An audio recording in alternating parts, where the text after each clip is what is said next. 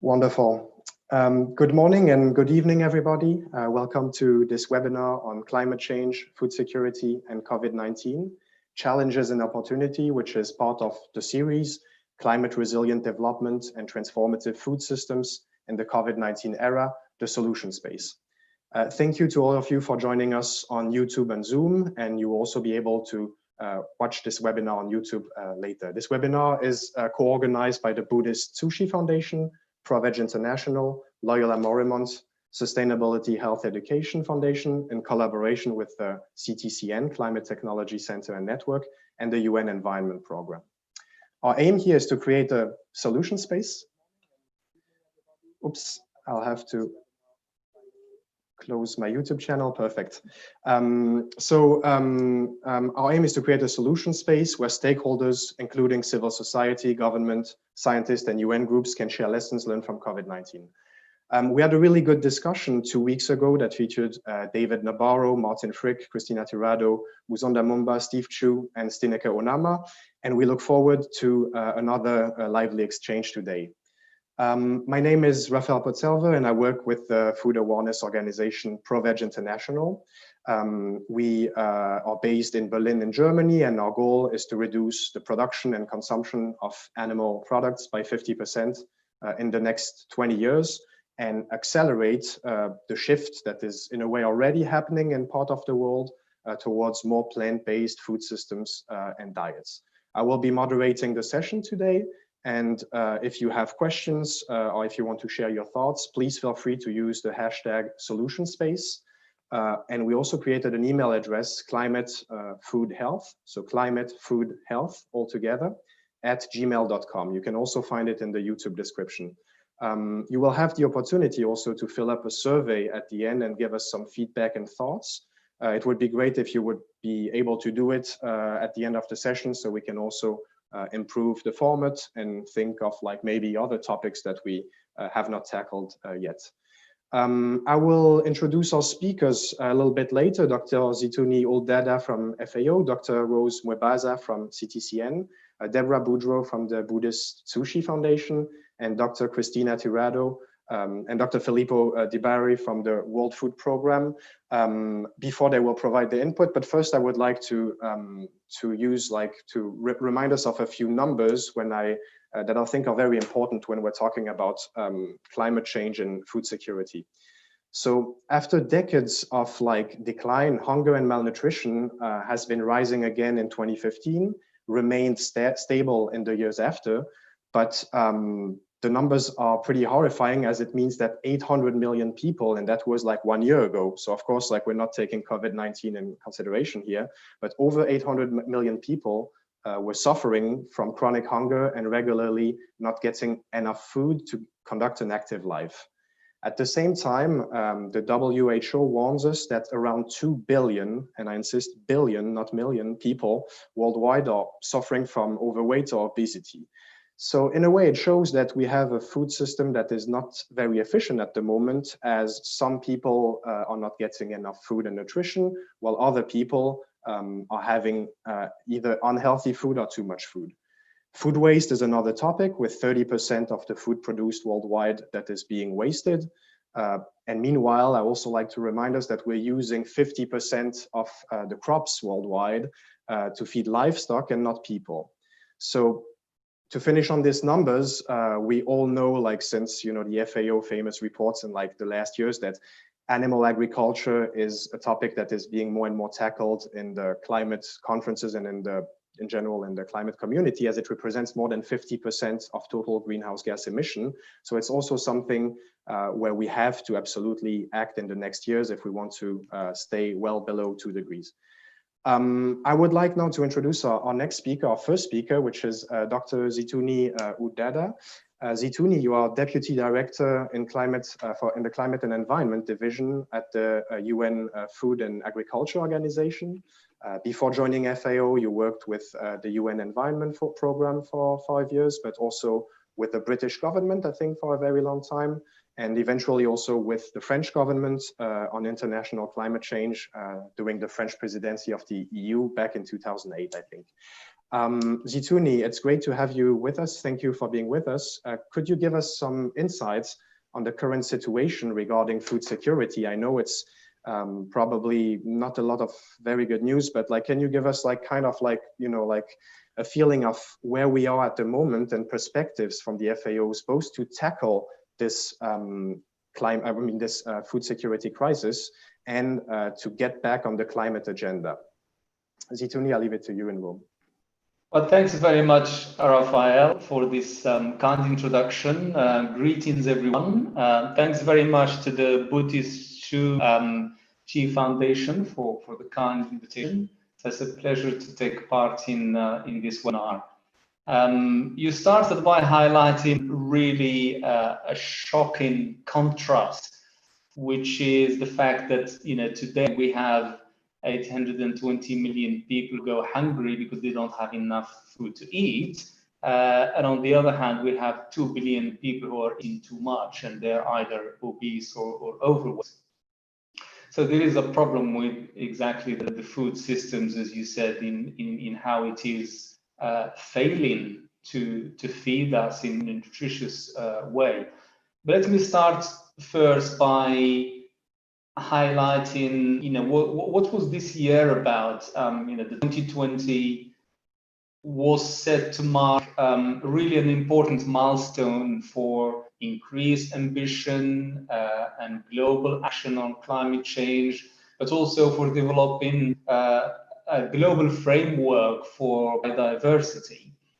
And 2020 is also a year that marks the start of a decade of action to deliver the Sustainable Development Goals in the next 10 years.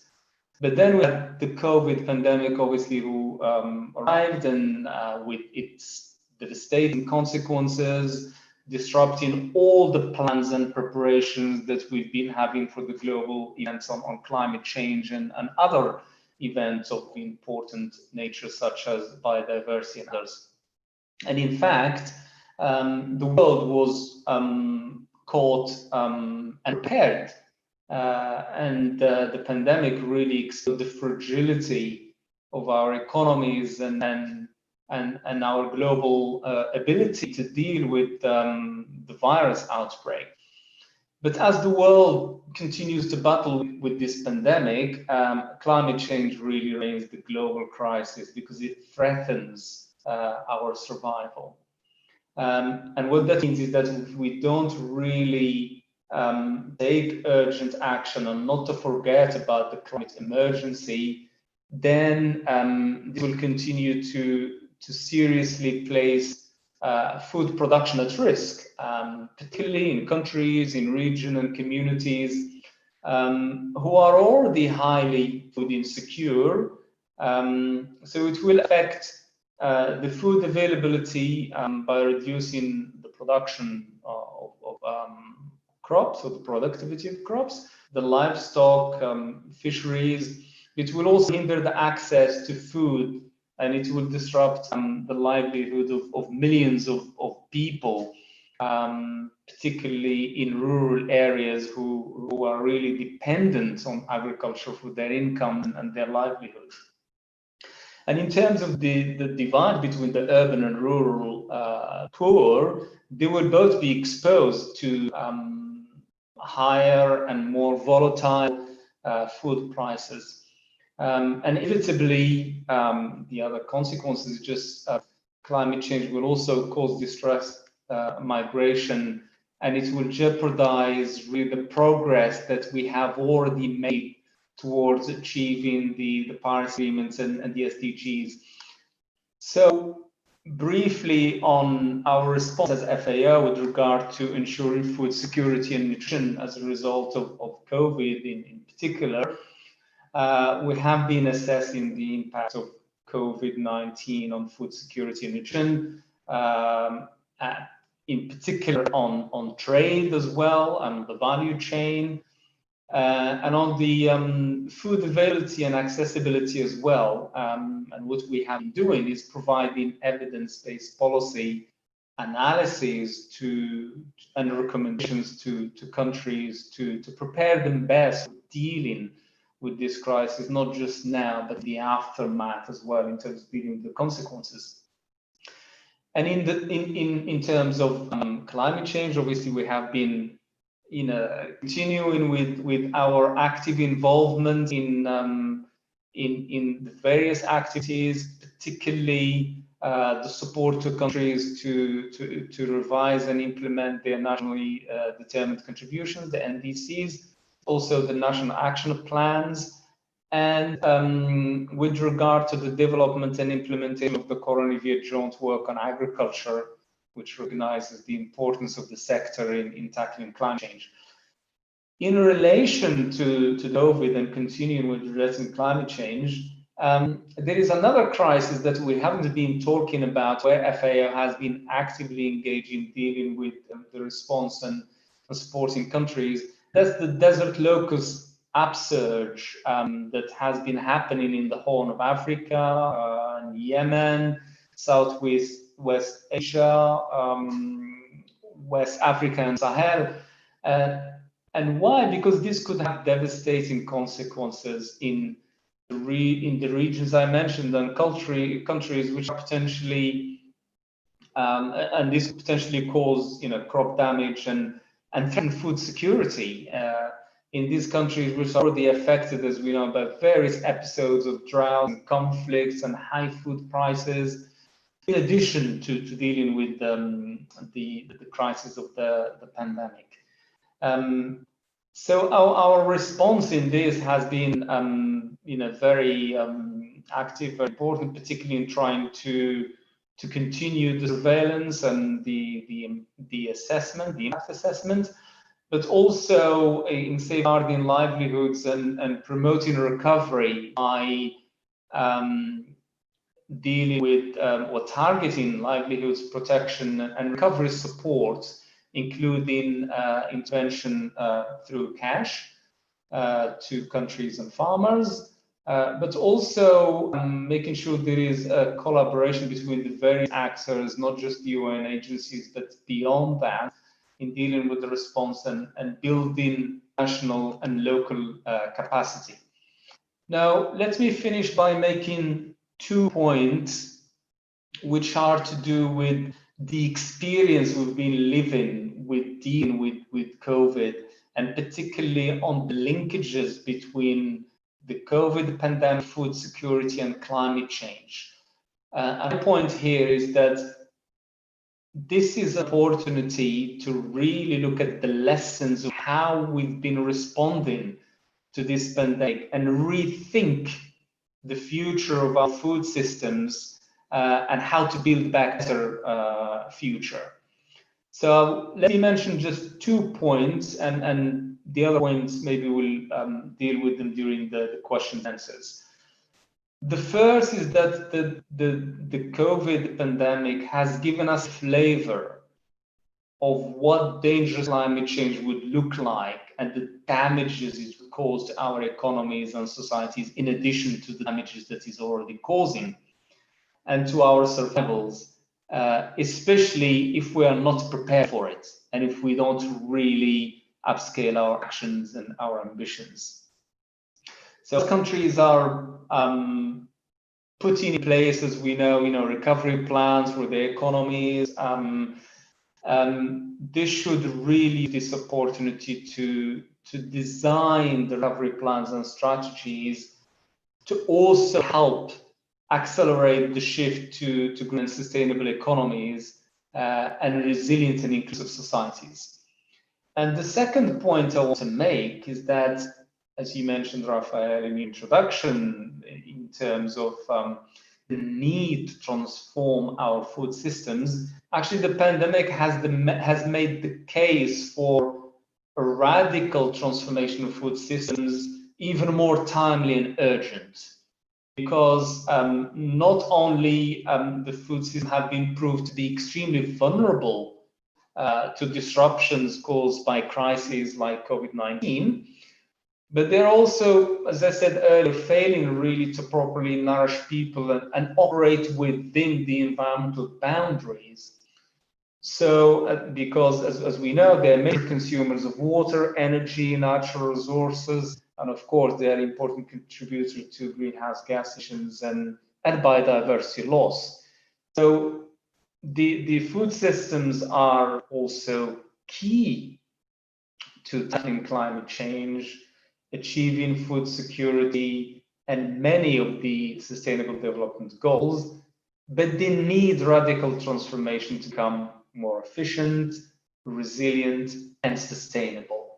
So these are the 2 points I want to highlight here. So really what we need is to build greater resilience into our food systems to enable them to better tolerate potential future crises, including climate change. So I'll stop here. Just wanted to highlight these 2 points, and I look forward to the discussion to highlight other points. Thanks. Thank you very much, Zitouni, for the great input. I also take the urgency to have recovery plans that accelerate the shifts toward a sustainable economy.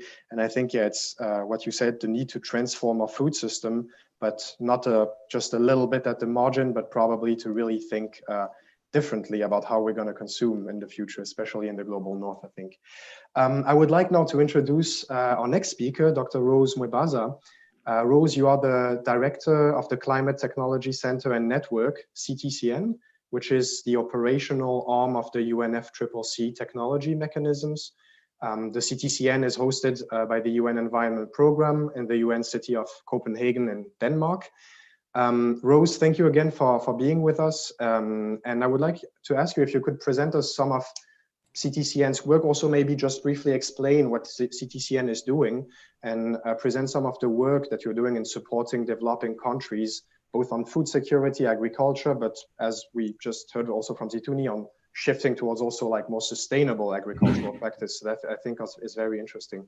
So Rose, thank you for being with us, and I will leave you the floor also for 8 minutes if you can. Thank you. Thank you very much, Raphael. I'm really very pleased to be part of this conversation today. And I'm very pleased that we are focusing on food systems rather than just food security, because with exponential growth in global population and also the high rates of urbanization, especially in the developing countries that we work in as the CTCN, it is very clear to us that the issue of food systems is very important from several dimensions. My colleagues have talked about food security, the nutritional aspects, but from a climate change aspect, I would also like to add that it is important for us to be intentional in our interventions, especially in terms of building back better, so that we do not fall into the business as usual that we were in, because we know for a fact now that food systems as a whole are responsible for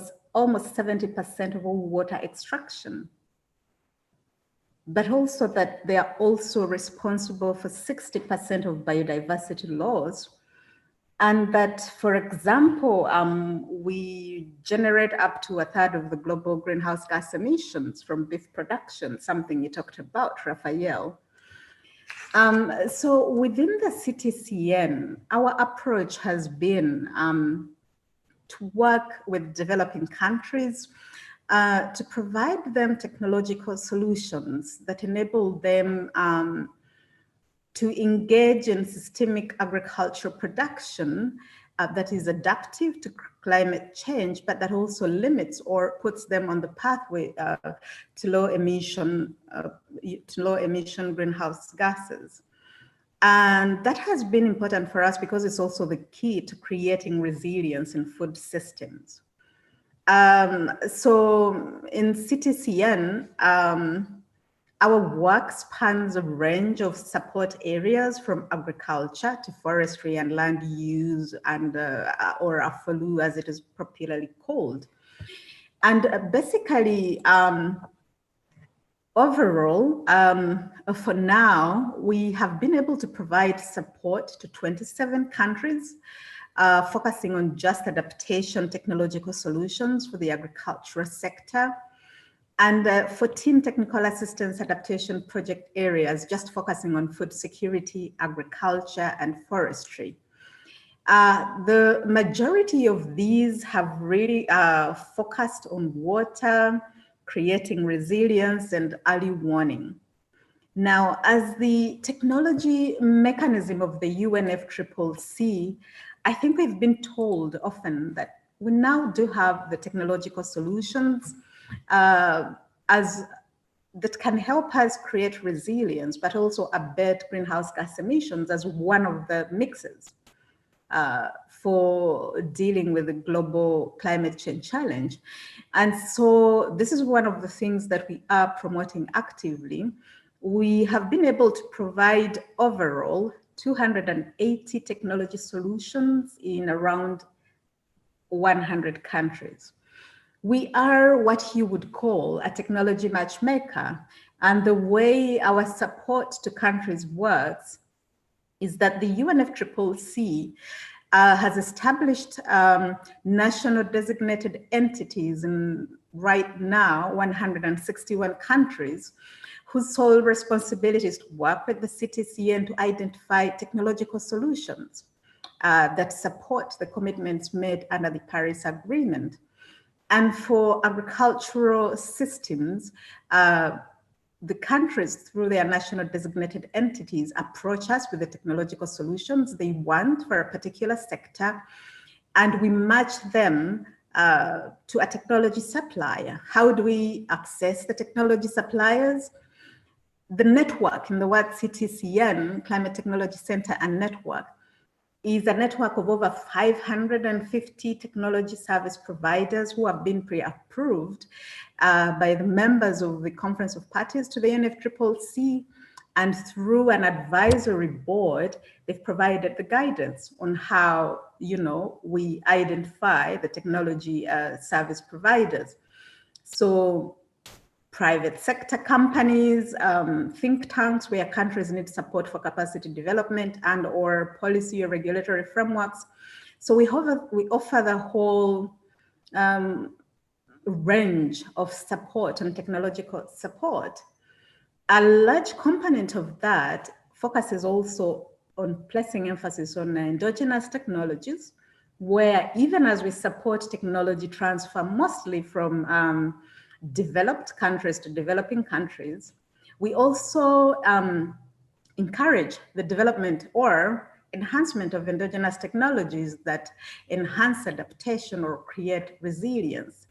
So that is an important component of the work we do. So right now, as a UNFCCC mechanism, we are working with the Adaptation Fund, which is a part of the finance mechanism of the convention, and in partnership with the UNDP, on a $10 million project where we are working with select countries to identify technological innovations in adaptation, which we know are at this point far less than those in mitigation, that will enable us to create resilience. And so that's how we do our work.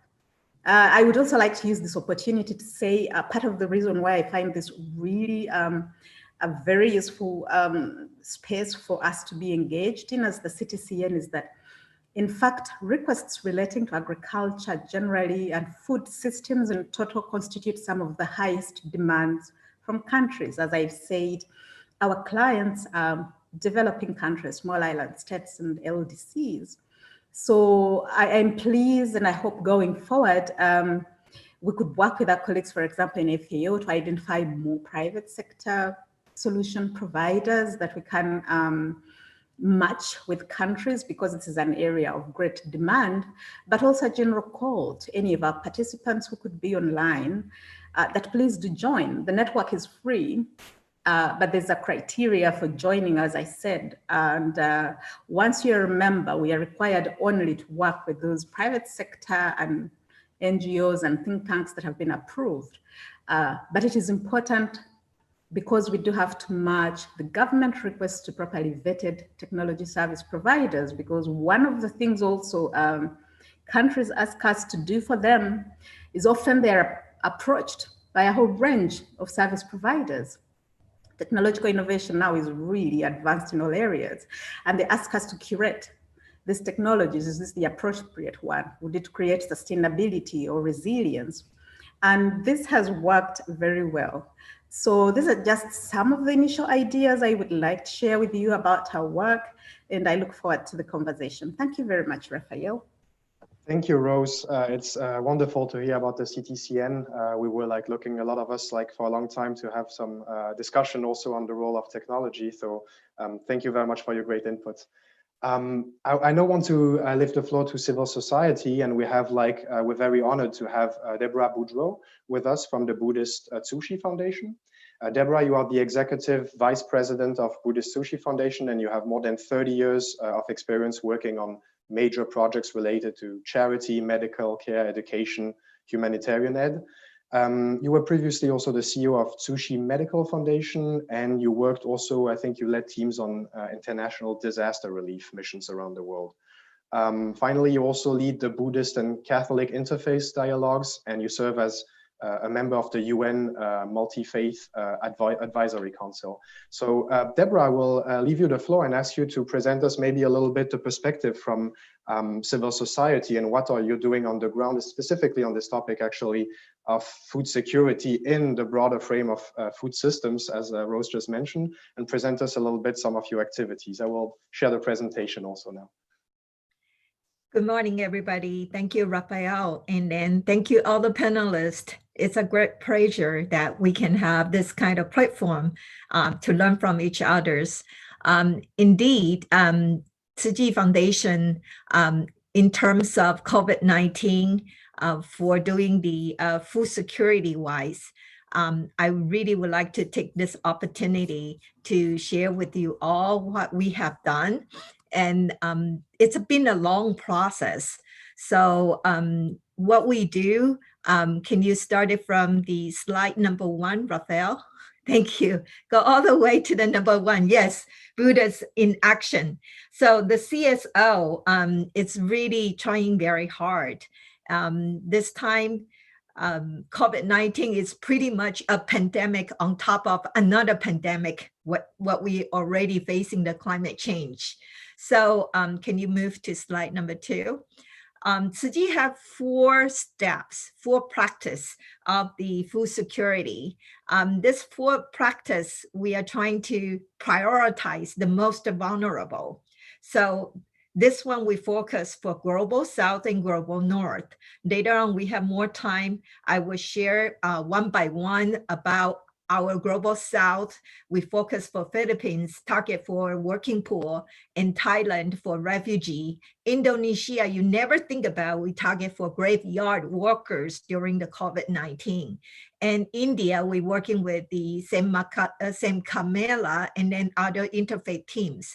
So for global North, we even work in the United States and Europe. So the from the focus on the most vulnerable to prioritize the most population in need, we move to, we all know food shortage.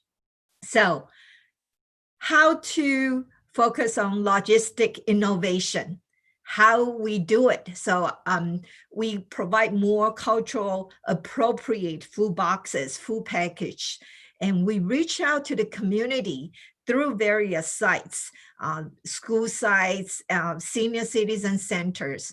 And we're not just doing the food distribution, we follow up their needs. So it should be a total care. And then from the logistic innovation, we move to utilize the local resources. Our panelists already mentioned about economic decline, poverty, and food insecurity always side by side happen to each other's. And also this time, the COVID-19, school children, nearly 1.6 billion children in 188 countries out of school because of COVID-19. So many NGO, INGO, FBO, civil society, we doing everything, try to find the alternative way to provide the services. And don't mention about there's a huge population for refugee and IDG. And this group of population, a lot of time people really forget about what's happened. So from the food local utilization resources, we try to empower community-led empowerment. So from this perspective, I would like to share with you what Tzu Chi has been very successfully because of the climate change, because of the disaster, the successful story we have. So can you move to slide number 3? The slide number 3 show that the project we have in Philippines, the local grown vegetable to support the community in need. And then this kind of project, you see, that's the rice field. We're talking about food. Philippines many eat rice. So we provide the technology know-how and the seeds and to encourage them to plant the seed. And then this kind of circular revenue and financial empowerment, you see the bottom that pictures, everybody this time, the social distance, 6 feet. And when they pick up the rice, you can see people respect each others. So the circular revenue and financial empowerment through the planting the seeds, the rice field, and to the final product, everyone pick up the rice bag and going home. This kind of circular economy and also circular revenue is really, really important, especially COVID-19. We know if we don't provide this kind of food support, the community will not be stabilized. Can you move next slide, please? From Philippines, we go to Mozambique. You see, Mozambique, if you can see clearly on the ground, it's all sands. But above the sands, that's green vegetable. That's the vegetable gardens we provide to the local families. So we have very grateful. Some of the local potential donor donated the space, and Tzu Chi holding the hands of the local vulnerable population, single parents, we provide the opportunity for them to plant the vegetable, the green vegetable gardens. And I would like to bring your attention. There is no strong irrigation system. It's a very basic water planting skill. So this is the way to support the community in needs and to build it up the resilience, And that kind of compassion in action is very clearly demonstrated in our Mozambique. Now, can you move the next slide? From Mozambique, we go to Asia, Myanmar. Myanmar is the first countries we promote the low water rice planting techniques. And normally rice field, you have 2 years to do the harvest. This one we can do 3. So this can increasing the crop yields. And the farmer families pay it forward to support the rice bank. Let me share with you the beauty inside here. You see on the right-hand side, you see right on the very basic transportation, whole bunch of the rice. And each one pick up their rice. And the second middle picture, you see so many women. They are holding a bottle. Inside the bottle is rice, okay? Every day, when they try to cook their rice, they go inside the rice bank, put a handful. This handful of the rice, they deposit to the rice bank. From the deposit, then you see the left-hand side of the pictures. More and more vulnerable population and residents have the capacity to eat the rice. So this kind of circular financial revenue locally, it's very successful for us to remember. And the most important, on the screen on the bottom of the pictures, the physical challenge people, everyone can support this kind of program. this kind of program is really pay it forward to support the community through the disaster, through the regular time. This kind of circularity of love can really bring the community together. Next slide, please. This is Tzu Chi philosophy. Tzu Chi's monastic lifestyle. You can see we planting the vegetable. Every day we have a very strong philosophy. If you don't work, you don't eat. There is no air condition inside our home. Everything comes from nature, return back to the nature. We bow, we pray to the mother nature to provide the opportunity for us to coexist with them. So from these 4 different food security support style, integrate into spiritual practice, the CSO and interfaith position for COVID-19. Next slide, please. COVID-19 is open the door for every one of us to think about. So this time as a faith-based organization, so far, we have been able to deliver 10 million surgical masks. And then we provided PPE. You can see the number. It's amazing. 1 million PPE right there. And then we provided 222,000 cloth masks. So not only the professional PPE, you also empower people to be prepared, to be more resilient and be ready for future challenge. So that's why at the beginning I mentioned about this is panic on top of pandemic, on top of another pandemic. Climate change, COVID-19.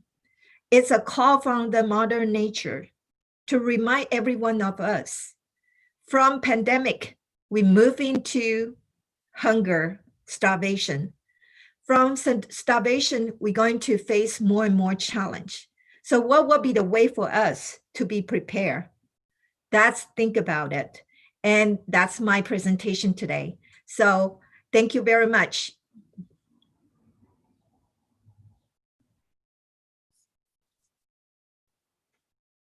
Thank you very much, Debra. Thank you for this great presentation, Compassion in Action. I witnessed it myself with the millions of masks that you provided. I was myself stuck in the south of France, and your colleagues kindly sent me about 30 masks, and it was very, very useful, and feeling much better also, like when you were when I was traveling. So thank you for that.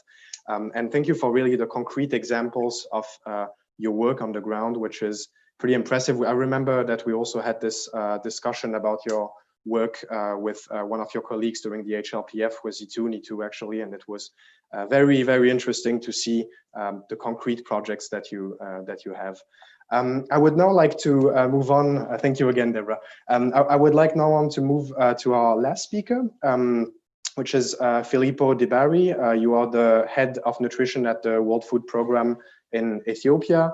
And you have a PhD in nutrition from the University of London, and you worked as a food engineer. You will also, I think, really provide us kind of some feedback of what is happening on the ground in Ethiopia and what the World Food Programme can do to mitigate the emergency impact upcoming due to the climate crisis. And you work especially on food systems and malnutrition. I think you have your colleagues also, Nina Rasaka, that might jump in for a little input also on climate change. And Dr. Dibari, thank you for being with us, and I will leave you the floor now if that's working. Yes, thank you. Is it possible that I share the screen? I get a message saying that it's disabled as a function. It should be working actually. It works now. Okay, just a second.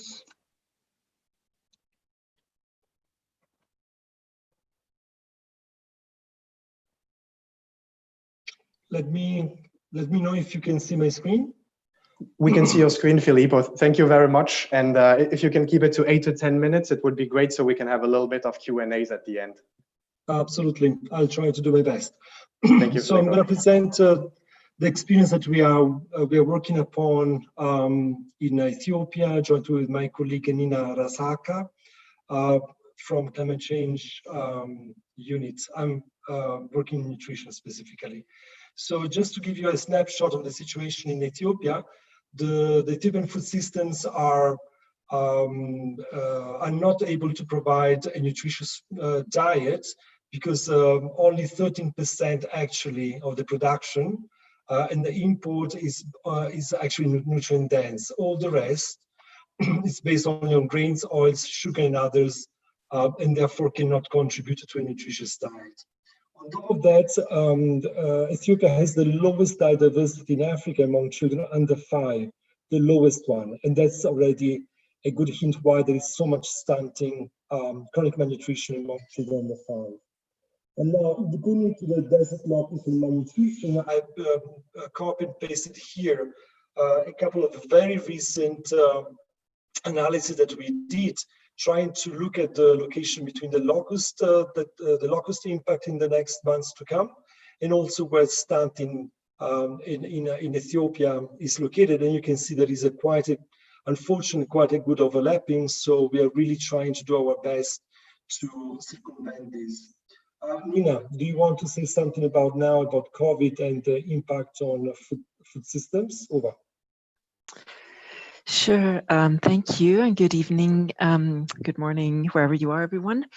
My name is Nina Rasaka, and I'm team leader for the climate risk management team in WFP's Ethiopia country office. So just to say very quickly about the COVID situation, again, we've seen here in Ethiopia that there has been indeed inflation. This year has hit inflation at about 23%, which is the highest since 2012, with increases in the price of food by about 25% and non-food items by about 20%. And again, this places a very disproportionate burden on poor households that depend on these items for primary sources of energy. Also, we're seeing that the IPC classification, which measures food insecurity, is now looking. There's larger and larger areas in Ethiopia which are classified as crisis phase, which means higher food insecurity in these areas.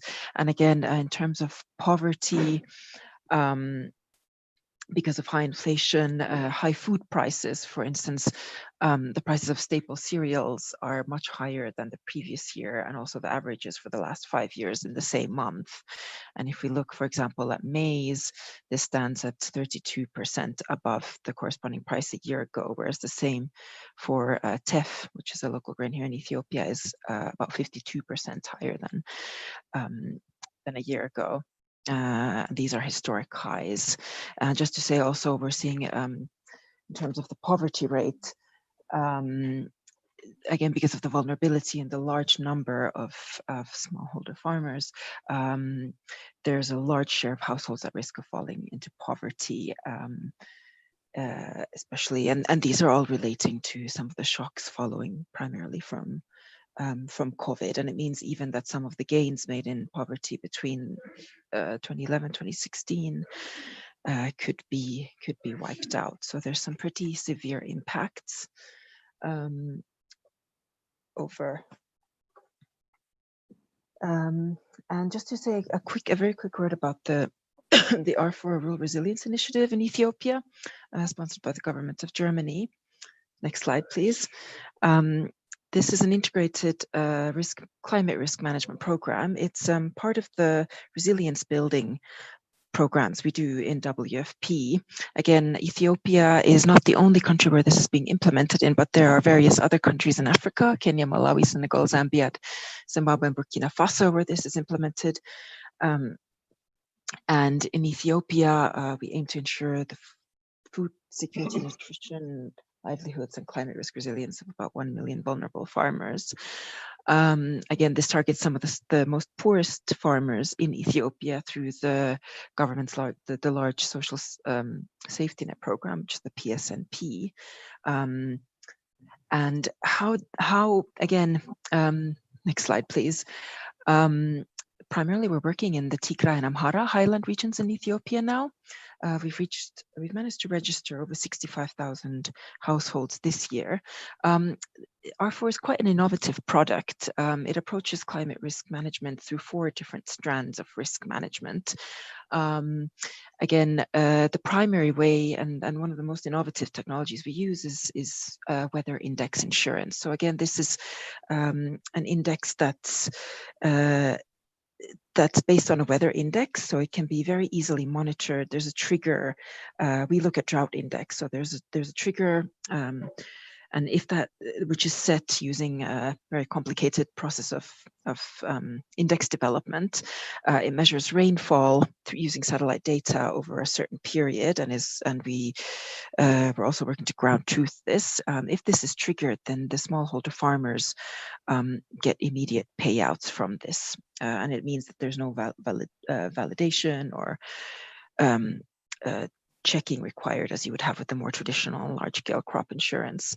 And again, because we're targeting the poorest smallholder farmers, the main approach of R4 is to have an insurance for work approach, which is the first component here, which means that farmers work additional days, so they undertake disaster risk reduction works in order to access the insurance.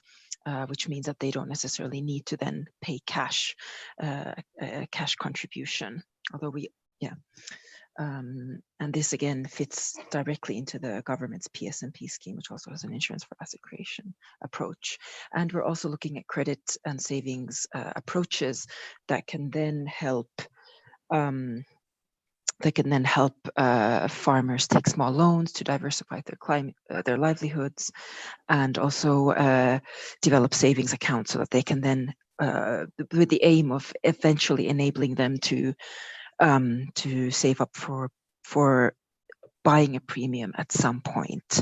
It doesn't necessarily have to be a premium, but they can also use savings to build risk reserves that can then act as a buffer against more short-term needs. So again, this avoids then, in the case of a climate shock, farmers having to sell all of their productive assets, but rather enable them to get payouts that can then enhance productivity and reduce the need for then emergency aid. Over, thank you. Thank you, Nina. Let me now share something we are very, very proud of in Ethiopia, in WFP. WFP Ethiopia is the first WFP country which has been able to develop a strategy which is linking climate change and nutrition. So in a snapshot, I'll try to summarize this to you. So the WFP business as usual continues to work in management of acute malnutrition, stunting prevention, and working on the system and sustainable healthy diet. But the way we want to do it is to ensure that we work through all our activities like climate change solutions, the one that Nina was mentioning, but also food relief, social protection, school feeding, so that everything is looking at an improved food system assistance, but mainly trying to reduce as much as possible the footprint of the food that we are providing to our beneficiaries, and also looking at early warning system again on the same topics. I will leave it at that, but I'm happy to share with you more details about how we do it. Let me go into one of the projects that we are implementing. This is our flagship in this area. It's looking at the fresh food voucher for very vulnerable households in 7 waredas of the Amhara region in Ethiopia. And basically, the project is pretty simple. It's increasing the access and the demand of nutrient-dense foods, increasing the diversity in children under 2 and in pregnant lactating women, but also working with the rural, very, very rural retailers, very small retailers in rural markets, which are selling fruits, vegetables, and eggs, and also with a mass campaign at different levels, basically leveraging social behavioral change communication, mimicking a little bit what the kind of impact that the Coca-Cola aggressive marketing approach is doing in their sales. And this is only embedded into the social protection program of the country. So which kind of activities do we do basically? We provide through a very simple SMS to pregnant in-house to households of pregnant women and children under 2, a voucher which can be redeemed against this fresh produce in very remote rural retailers. As simple as that. So basically there is no cash which is exchange. It's simply a voucher. And here you can see some of the enrollment criteria and exclusion criteria that we are using. So we are really targeting the most vulnerable ones. Regarding the objective number 1, the diversity, these are the type of activities that we are doing. We are basically transferring on a monthly basis to transfer to the households, but also we are paying the retailers again as with a digital voucher, which can be redeemed in the banking system. Then we also monitor on a quarterly basis the diversity of pregnant women, children under 2, and we have also a robust M&E system. We are reaching at the moment 27,000 households, which means more than almost 140,000 people. And this is just a pilot because we want really to mainstream this through the policies of Ethiopia, and it's happening as we speak. The other type of activity that we do is supporting the rural markets, providing all the type of training that these small retailers may need to do this kind of innovative kind of approach. But also we are generating dashboards which allow us to monitor the food prices month after month. We are also looking into what is the difference between the cost of a nutritious diet and also the non-affordability of a nutritious diet. And we use the method developed by a number of partners globally recognized. So basically we are looking at the food prices, we are looking at what is available in the specific area, and then we try to model what is the cheapest combination to meet the nutrient requirements of the household. So it's interesting to see that the cost of a nutritious diet is more than 3 times the cost of an energy-based diet, which is normally WFP bread and butter. But in this case, we are really trying to reach the 72% of the households who cannot afford. Filippo, I'm sorry, I will have to ask you to conclude soon. Sorry. Okay, I'm almost there, yeah. So this self-analysis allow us to reach our targets. We also have a large number of social behavior change communication activities, as you can see from the pictures. And the achievements that we reached was to double the diversity through this very, very simple system. So in the future, this is my last slide, we have been invited by the government to expand this kind of approach, jointly with the FAO and IFPRI, to upscale this in all the 40 districts where there is the highest level of malnutrition. And this will be always looking at sustainable, healthy food systems. That's over from my side. Thank you for your attention. Filippo, Nina, thank you so much for this input also from the field and from the ground, like seeing, like, I thought this was very, very interesting, the risk reduction management, transfer, and all these things that you're working on. It's very important also for us to have some concrete examples of what the World Food Programme is doing on the ground. And it's been very, very instructive. So thank you very much for being able to plug in today. I have like 2 questions that were originally for Rose and Zitouni, but I think we could like also have like the perspective from everybody on that.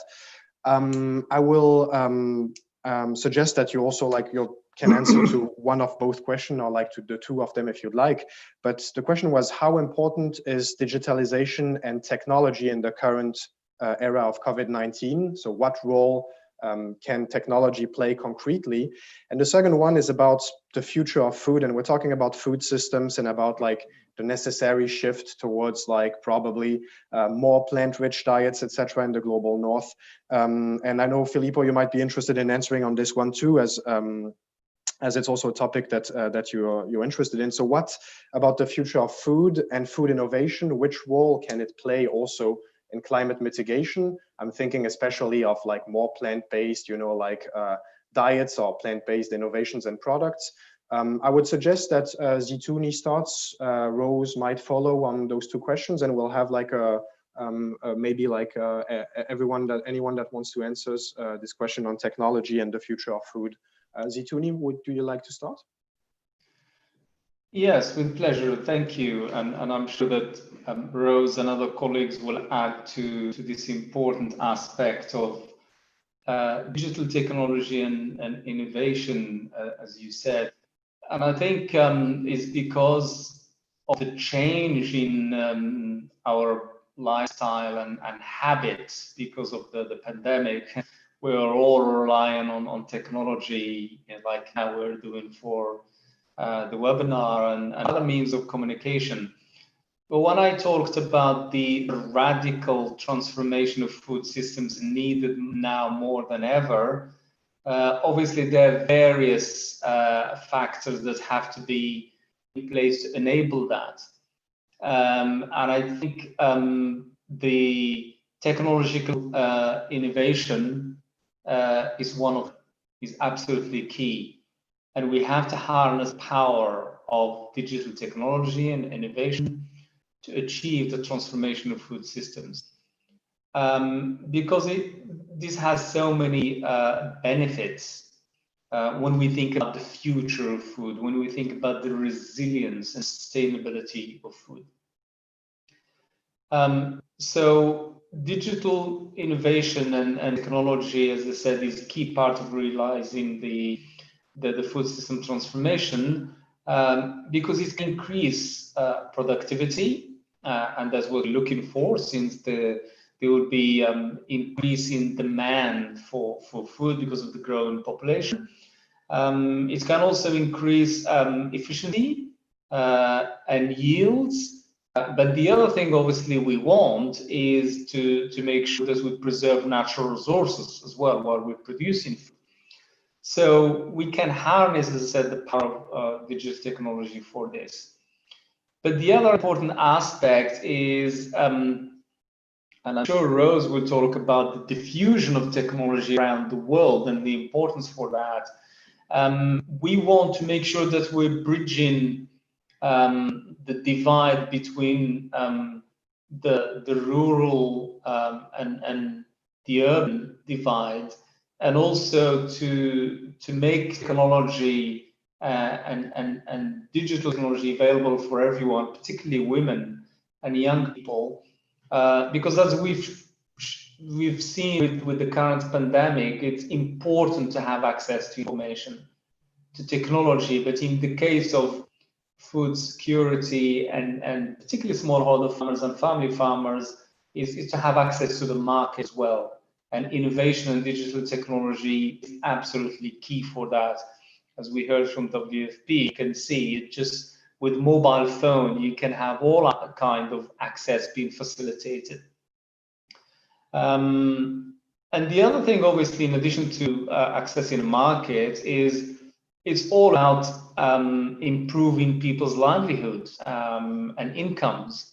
And again, for smallholder and family farmers, digital technology and innovation is the future for this. And I'll just finish by making also clarification. So when we talk about digital technology and particularly innovation, innovation is not only about technology. Innovation is just about how we farm the land and how we protect the natural resources, and more importantly, how we are connecting with nature and using the natural resources. So we need to change our mindset. We need to innovate to make sure that we are using the resources efficiently and not wasting them, particularly in terms of food waste, as you mentioned earlier. A third of the food we produce, unfortunately, is wasted. And with that, it goes all the energy and water and nutrients that are wasted as well. So I'll stop here. Thanks.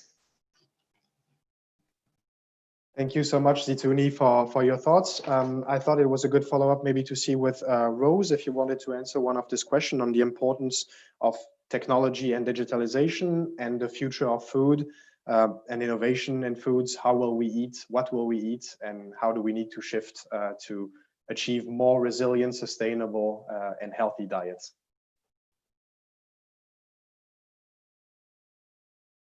Rose, you are muted still. Hold on, Rose, you're still muted. Wonderful, we have. Thank you, Raphael.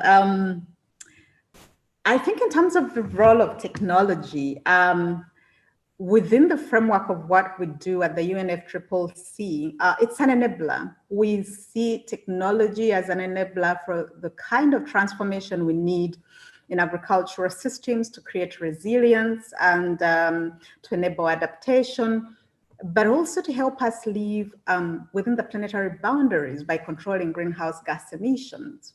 So technology plays a multiple role as an enabler, but also technology unlocks access to finance.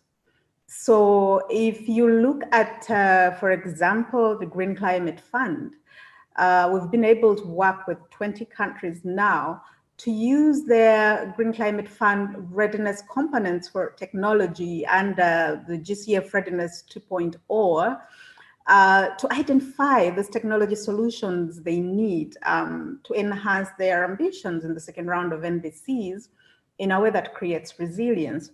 So it really plays a multiple role as an enabler, and we think that is very important. Technology also has a very good value chain that enables us to address both supply and demand side issues. I'll give you an example. So within the CTCN, for the supply side, we provide technological support on production, on storage, on transport, on processing and trade. But we also look at the demand side, and we provide support on consumption and diets, which is the nutritional component we've been looking at. So those are very important components. And if you look at the importance of gender as well in this, this is an important part of the work we do. In the CTCN, we now have a fully fledged gender hub on our website where you can find lots of information. But our approach is that we know for a fact, working with several organizations, as well as the UNFCCC Gender and Women Constituency, that women are generally custodians of food security and nutritional value in the households, especially in many developing countries. I'll speak about Africa, for example, because that is where I come from. And so you cannot talk about food security and enhancing nutritional content and value at household and community level. For example, as my colleagues in Ethiopia were demonstrating in the FAO office there, without having a very strong focus that is, on empowering women, but is really also gender responsive. So some of the work we've done, for example, is work with the women in West Africa to support food preservation technologies as a way of ensuring resilience, especially in terms of drought. So those are some of the examples I can think of sharing with you. In terms of digital innovation, this is a very important component of the work we do, but I think also for food systems generally. It's important for many reasons. I'll just highlight a few. One, access to information. A long time ago, someone says that information is power. For these farmers, the information, early warning systems, for example, climate resilient seedlings, for various agricultural production practices are very important. And I know for a fact, coming from East Africa, for example, that these digital platforms have transformed the way we do business as a second digital innovation, enhancer. So digital technologies also accelerate trade in agriculture, because we know that part of the challenge we have in the food system is not so much a question of lack of food, but also distribution and access. And digital technology can really play a very important role there. And so that would go to reducing waste. How do we move food around in a way that enables us to feed the 7+ billion people that we need to feed? But digital technologies allow us to match make. Very often when a country comes to us and they say, we want to enhance agricultural production, and this is a real example I'm giving. So the Kingdom of Eswatini, it's a small kingdom in Southern Africa, and they say, we want to experiment on drone technologies for agricultural enhancement production, using them for irrigation purposes. So we set up a matchmaking event through our network. We call who are the technology suppliers that provide this technology. We set up oftentimes actually digitally these meetings on what the government needs, what the country needs. We help them to curate the most appropriate technology.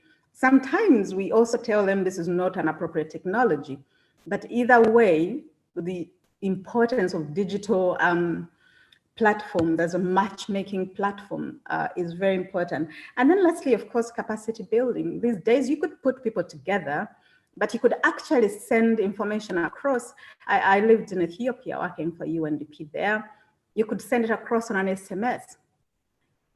So all those are important things that I would like to emphasize, especially in terms of the diffusion of these technologies and innovations. But just to go to one last issue in terms of the role of indigenous technologies.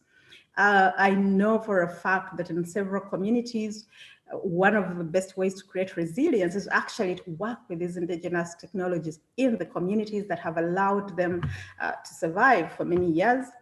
We know that one of the miracles happening in the Great Brain Wall in Africa is also based on an endogenous technology of an understanding of how vegetation grows in these areas. And this was provided by the local communities. It was built upon by the African Union working with its partners.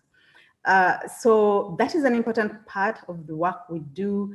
And going forward, one of the other areas we are emphasizing is working with the young people. Young people, when it comes to climate change, I think they've shamed us, their parents, into action. But I feel very proud as a mother that our children in this generation are very conscientious and they do want to do right by the planet that we live in. So we are now running a series of engagements with the youth constituency in the UNFCCC on youth innovation for climate adaptation. And they have the ability to come up with the most amazing innovations using design thinking. So again, for the young tech savvy people that we have across the globe, this is a very important platform that we have. I'll stop there for a while, Raphael. Thank you so much, Rose. It's very, very interesting. And thank you for also mentioning this gender dimension and the fact that women are custodian of food security in so many countries. And I had like very, very interesting discussions also with women from Congo at the COP that were like also getting inspired by agroecological processes. And we're trying to see how they could use also like technology or like just like knowledge, as you mentioned, indigenous knowledge to do better in a way. I will now ask Debra and after that Filippo to give us a few thoughts on that, and we will try to conclude with Dr. Tirado after the input from Debra and from Filippo and Nina. So Debra, the floor is yours. Thank you very much. Your professional knowledge is so powerful. As a woman and also a faith-based community, honestly, this time COVID-19 really opened our horizon. The social technology, the information, the innovation is so powerful. However, if I'm poor, if I'm vulnerable, if I don't have cell phone, if I don't have the information, I'm facing the most serious situation. So all the social technology and innovation, should we consider is a wisdom and compassion at the same time? How can we bring the community, especially women who prepare the food on the table, let them know you can look around what kind of environment you stay, like our home. in Hualien. Our practice, every day, we know how to grow seasonal vegetable. And the vegetable can build it up our resilience. And those information you can through the technology innovation to share with us. And also, we know how to use the food, not waste the food. So we are 100% waste management for the food. And then most important, through this kind of practice, we all try to educate our young generations. But have we ever think about how many young generation really put their hands on the soil to feel the soil, the earth? So when we try to develop this kind of new technology innovation, and Dr. Filippo, your message is so powerful, the nutrition. But as a vulnerable woman, how are we going to be prepared from the daily life? That's the information we need, education. That's the information we need to share with everyone. So I would like to invite all the professionals to help us to deliver or develop some kind of very hands-on grassroots education information components. Then we can go down to the regional, to the community, to the root of the cause of the survival. Then it will be a wonderful, wonderful framework to work with it. Thank you very much. Over. Thank you so much, Debra, for your passionate input. It's really always good to hear from Tzu Chi, and of course, like how can we educate people on the ground and have very concrete measures. This is something very much appreciated.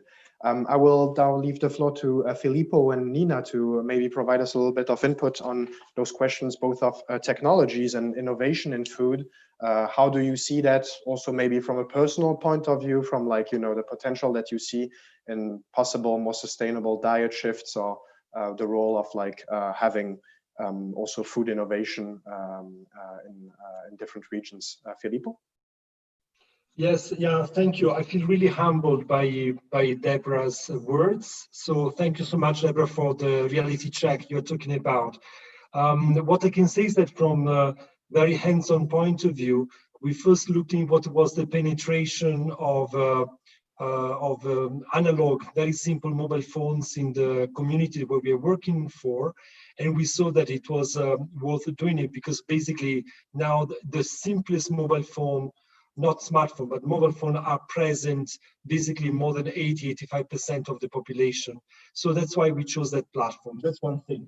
The second thing, again, talking to what Debra was mentioning, we are using the mobile phones not only to transfer value, digital vouchers to buy plant-based products in the local market, which then avoids the footprint of importing foods from somewhere else, but also we are having social behavioral change communication, vocal messages chosen through SMS. So basically the mother can just click on an SMS saying, do you want to know more about good diet practice, or you want to know better about correct breastfeeding practices? And then since most of them are illiterate, she will get around 2 minutes of a vocal message tailored concretely, talking to the in the right language, in the right way, based on a formative research that we have done before, on more than 20 different topics related to correct diet.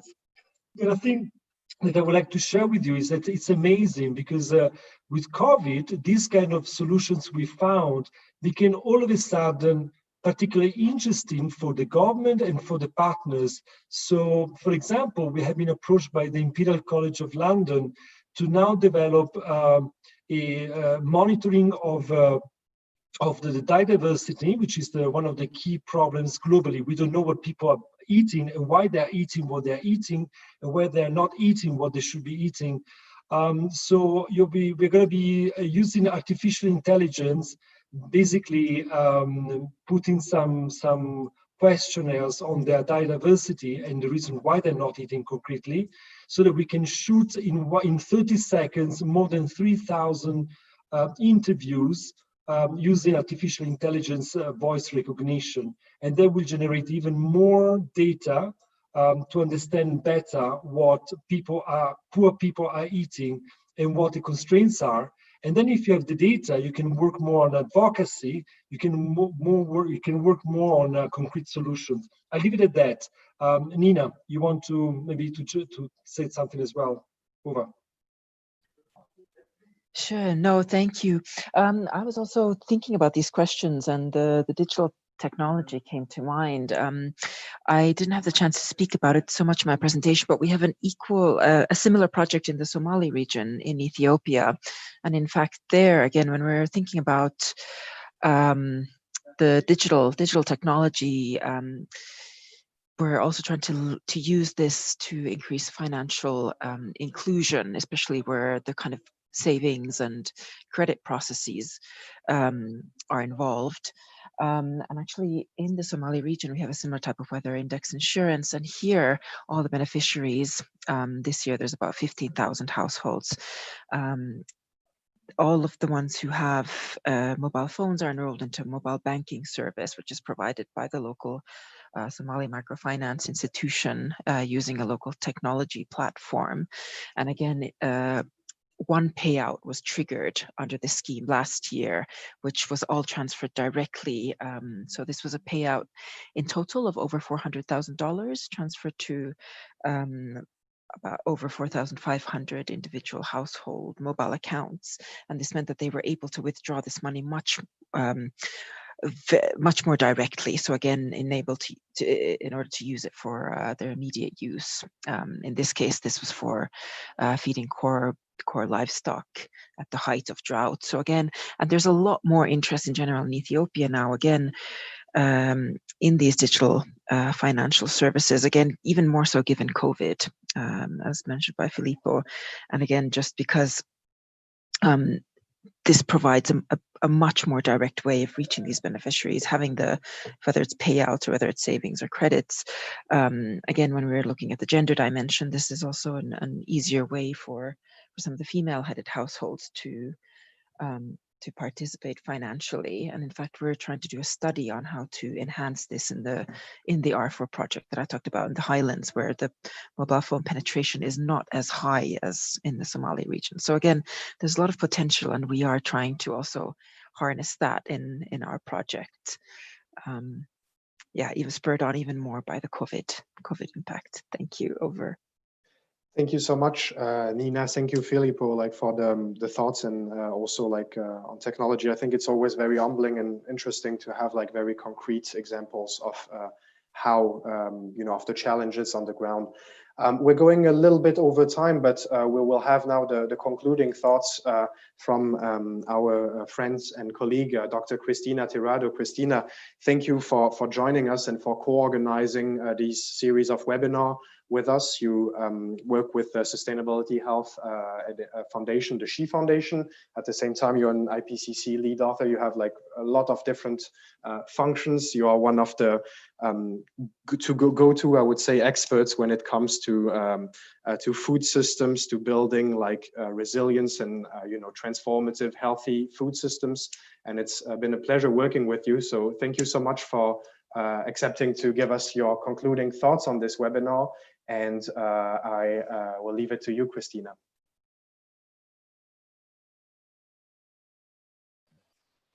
Yeah, thank you so much, Raphael. The pleasure is mine. And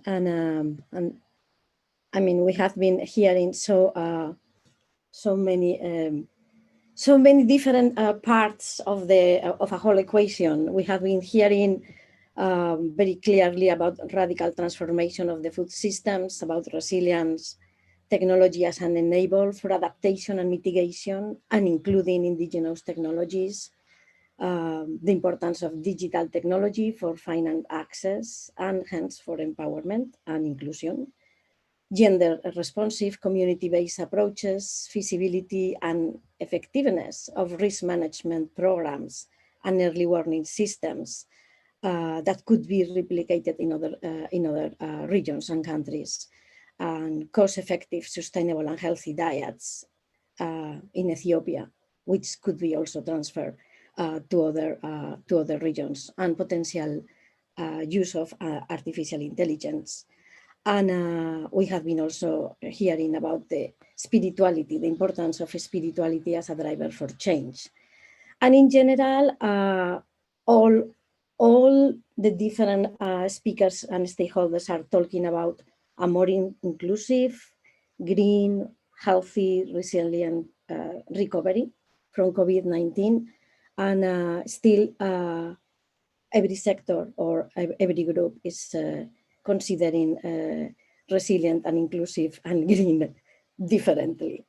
So reducing greenhouse emissions from the food systems and prevention of malnutrition and diet-related and non-communicable diseases across the life cycle will require definitely a radical food systems transformation towards affordable and sustainable healthy diets for all. So from the point of view of the producers, it will be necessary to produce much more with less and in a sustainable way. So at the same time that we are addressing all the socioeconomic dimensions on food security and on health and economic dimension of the COVID-19 crisis, we have to think and change the ways that we are producing, processing, marketing, consuming, and handling food waste. And definitely, we have to be thinking how to build back into a greener and healthier way. So if we were looking into the diseases that are causing, from undernutrition or the consumption of unhealthy food and high calories, we can see that this is one of the single largest cause of the burden of disease. And it's also increasing the vulnerability to other risks and conditions such as obesity and diabetes, which have been one of the largest risk factors for illness and death from the COVID-19 crisis. If we were having a world in which we were only able to meet the WHO dietary guidelines, this will save millions of lives, reducing the disease risk, but also bringing major reductions in global greenhouse emissions. So we have this need for rapid transition into healthy and sustainable diets, and listening to what WFP and what Tzu Chi are sharing with us, this is very possible and in very different contexts. Now it's up to the agriculture sector to focus on healthy local food systems that are building the community economy, local economy, and will focus on healthy foods, and will get away from all the destruction of the ecosystems from production of foods and commodities that are definitely unhealthy and are destroying us at the same the planet. All the what we have been talking about, palm oil, all the sugar production, we are seeing from the Lancet that they are asking that we need to produce 100% times more fruits and vegetables that we are producing right now, and reducing 50% the consumption of sugar and meat. And still there are destruction of the ecosystems due to plantations of cane sugar. Leave alone, when the ecosystems are destroyed to produce tobacco or biofuels. So the land use change, we know that is the single biggest environmental driver for new disease outbreaks. And we have to be very careful with the fragility of these ecosystems. So the Food System Summit next year could serve as a rallying point for the global community to commit to ambitious actions to transform the food system in different ways and in the different aspects that different stakeholders can do it. But always this should be done in service of the SDGs and the shared objectives on climate mitigation and climate adaptation and reducing land degradation. So in a way, we have to be looking into transforming food systems that work better with nature, with people, and for the climate. And these more efficient, or more sustainable and resilient food systems will require careful management of land, soil, and water. And definitely for this, we may have all this access to integrated approaches and digital technology and platform access and transfer, which is critical. Finally, we have an excellent opportunity with the Coronibia joint work on agriculture. This work brings countries together to tackle climate change through agriculture. And in this year, I mean, it will be the deadline for comments will be a little bit delayed. But this year, the focus has been in ProVeg livestock management systems and specifically on socioeconomic and food security dimensions of climate change in the agriculture sector. So sending comments from the different point of views of the different experiences of different stakeholders is critical and is an excellent opportunity. And the first time that different groups of the UN were providing comments on the socioeconomic and food security dimensions of climate change was 10 years ago in Copenhagen, when we thought that the treaty was going to be, realized. So it's 10 years after, it will be very important for the different groups working on food security and nutrition to do an assessment of how to go forward. Definitely, we can see that the challenges are formidable, but with multi-sectorial action and concerted action, we could avoid some of the worst impacts of climate change, compounded risks in East Africa, and COVID-19 into food security. But also we have to always thinking to do it in a way that will support a transition to a more sustainable food systems that are in better balance with nature and that support healthy diets and communities looking into the needs, special needs from the youth, gender approaches, and in general, providing a better health for all. So on behalf of the organizers from ProVeg International, from Tzu Chi Buddhist Foundation, from the Sea Foundation, from CTCN, UNEP, I would like to thank you for your participation in this series of webinars, and to thank all the speakers for this excellent discussion, and to ask you to stay tuned. We have some 4 more webinars coming up. The next one will be focusing on sharing the resilience experiences from COVID-19. And we have others focusing on One Health and planetary health, sustainable and healthy diets, and a green and recovery. So let's keep in touch, and thank you so much for joining us today. Thank you so much, Cristina, for your concluding thoughts. And as said, please stay in touch.